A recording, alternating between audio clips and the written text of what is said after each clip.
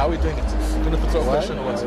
Thank you so much for staying with us. My name is Marcel Gordon. This is Up Front, and today we're up front at MultiChoice City in Randburg, Johannesburg. They've let myself and my partner in crime, Sandile, out of the studio for the very special occasion of the 31-man squad for the Springboks. It's about to be announced in just over 10 minutes' time in the venue here behind us. There's lots of noise, there's lots of fanfare. We've heard the arrival of the Gwijo squad, who now have really cemented their position in a rugby culture, firstly amongst its fans in various parts of the country, and now finally in the past 2 seasons we've heard the Gwijo squad bring those traditional and much loved songs for rugby supporters across the country to the Springbok level. So they're here along with all of the top executives from SA Rugby, and that announcement we believe going to be made by the big boss in charge, Mark Alexander. We're not entirely sure about that. That's scheduled at 3 o'clock.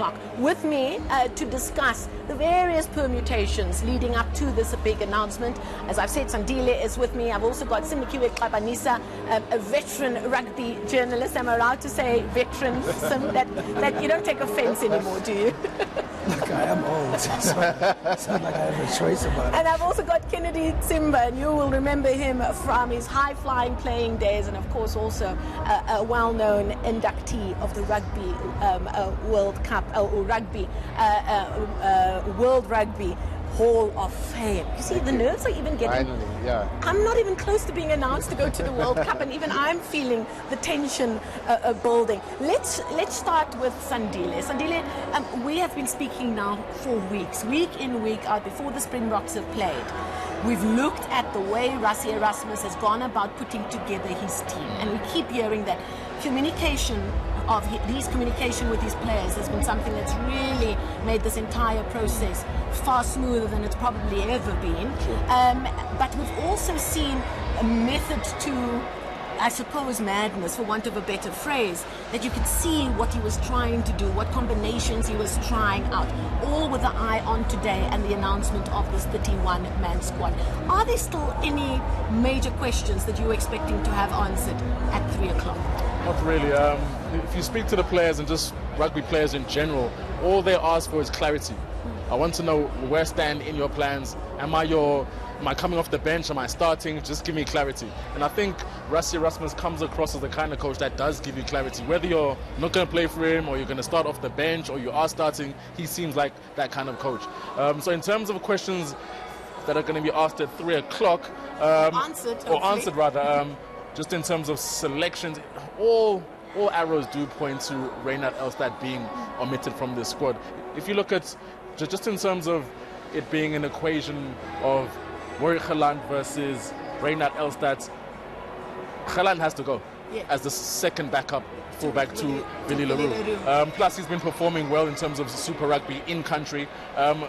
Reynard Elstad had a good season in France, and I think Rassie Erasmus wanted to see what exactly he has in that player in terms of going forward. Can he fit into his playing pattern? He's already got Peter Stefanus Dutoy playing 7, backing up him in terms of lock. He can play Dwayne Vermeulen as 7 if he's forced to. He can even play Francois Lowe, Siya Kolisi, you could argue. So all signs point to the man being omitted being Reynard Elstad. Sinikiwe, you have covered a lead up to a World Cup a few times now in your long career. Has it been a bit boring? Has it been? Has it been a bit boring this time around? Because there hasn't been any major questions, any controversies, any combinations that really are screaming to be heard, and we're not seeing them. Has it been boring? Well, it was boring until this weekend, wasn't it? Look, in terms of the squad itself, it has been boring because it was a case of taking out the one player. And it seems like we all agree that one player is Reynard Elstad, and deservedly so. You know, he had a good season in France, came here, didn't show us anything. With respect to him, didn't show us anything on the open side or the blind side, and so you have to go with guys that have. But in terms of the stuff outside of the squad, I mean, the news about the drugs test of Akiwa Yankee And obviously these assault charges that now, well, assault allegations, let me put it that way, that hang in the air over Given Etzebeth. That's about the only excitement, if you want to call it that. But yeah, I have to say, this is the most sort of predictable squad. Of course, that's if Rassie doesn't choose to surprise us by including one or two guys that we haven't thought of. And this is the thing, I mean, in the past, Rassie was that guy. This is a guy who used to sit at the top or have lights at the top of a stadium in Bloemfontein to give directions. But that Rassie we haven't really seen of late. He used to name teams he had no intention of playing. And you'd find out as you ran onto the pitch that, oh, sorry, actually it's a wrong Cheetahs team altogether. And so, but I must say though, in the sort of 18 months he's been back, if there's been one thing, he's been very clear, like Usandile said earlier, he's been very clear in his communication, and he's been very transparent to an extent in terms of how he runs a team.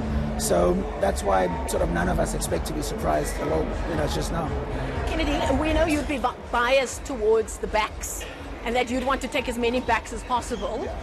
But do you think it's a straightforward pick, as these two gentlemen next to me have said, between Elstad and Gelant? Yes, definitely, without doubt. And I think that's one of the things that Rassie has done well in the build-up, is that he's made sure that everyone understood which players are on form, which players are sitting on the edge, and which players might not make it. And I think that's been a good build-up for him to this World Cup. And I think, of course, looking at Gelant, for me, he's a special player. I love the way he plays, and I'll be very disappointed if he doesn't go, because he's one of the players that is going to serve us well in the future. You know how World Cups work. Sometimes it doesn't go well, and it tends to almost crumble, and after that you can't recover from that. So I think it's important that they take players with an eye for the future, so that they can play those other less pressured games, and Gelant is at the heart of that, and I think for that he should be going. And that's even Japan. though the last few tests that he's played, because he made this comeback from injury that he had over the last few months and that kind of thing, he had a couple of perhaps we can call them a few sloppy moments over this last rugby championship season. But Rassie Erasmus will know what he has in him, won't he? No, definitely, and I think Rassie isn't just watching the games they played wearing the Springbok jersey. He's watched them playing Super Rugby. He's also been in good form. He has got a good kicking game, and that's something Rassie really does love.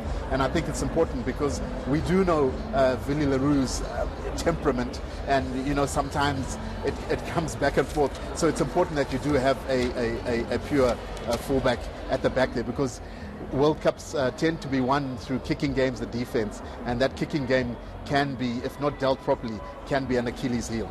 I'm sorry I keep asking you about Rassie, but you are the person of the four people sitting here. You probably know him better than most. That gamesmanship that Simikiwe just reminded us of, I mean, that is how he really made his name, and the establishment, as it were, in rugby were up in arms at the time, because there's this young buck who used to be a player and he thinks he can come and turn things upside down. But there probably a hope that he hasn't lost all of that.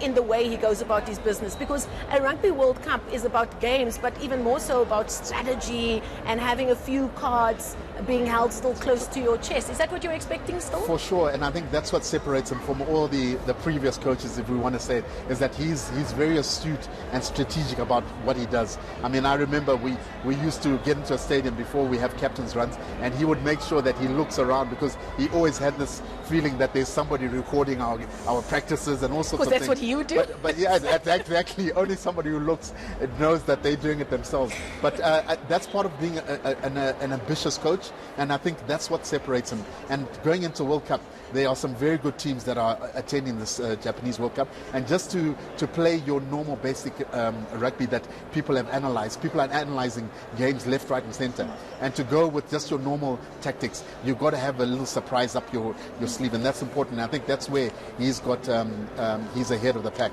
Now, Sandile, back to you. Now, if we're accepting that Elstad is the guy who unfortunately is going to miss out, it gives us us a clear picture of what that forward pack is going to look at. The other big question leading up to this moment was the makeup of combinations like the loose trio as well. I was reading an interview that Brendan Nell was with us earlier, written, picking the brain of Warren Whiteley, who unfortunately, again, in terms of bad luck, is not going to be making this trip.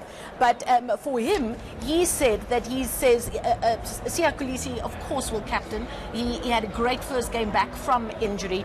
He sees him out there with Peter Steph du Toit and Dwayne Vermeulen and Francois Lowe coming off the bench, but he's talking about that first big game against the All Blacks. Is he on the money there? He basically is.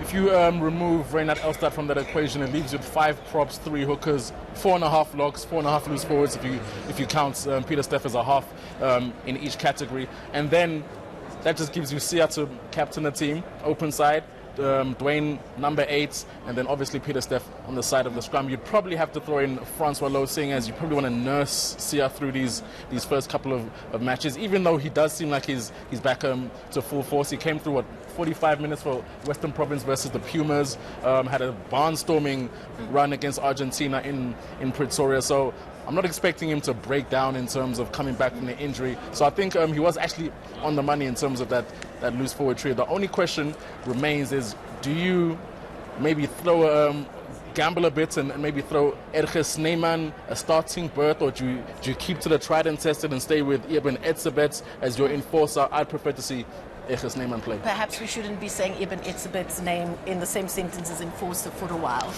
given what's been in the news over the last couple of days. So we'll pause on those kinds of words just for now, until we can figure out or find out exactly what's gone down there. And of course, we've got Kwagga Smith that is expected to be swinging around in the squad. We've got a couple of players, both amongst the forwards and the backs, that are real potential game breakers, which hasn't always been the case of the teams that we've sent to events like this. But let's just pause there for a second. We're coming to you live from MultiChoice City in Randburg.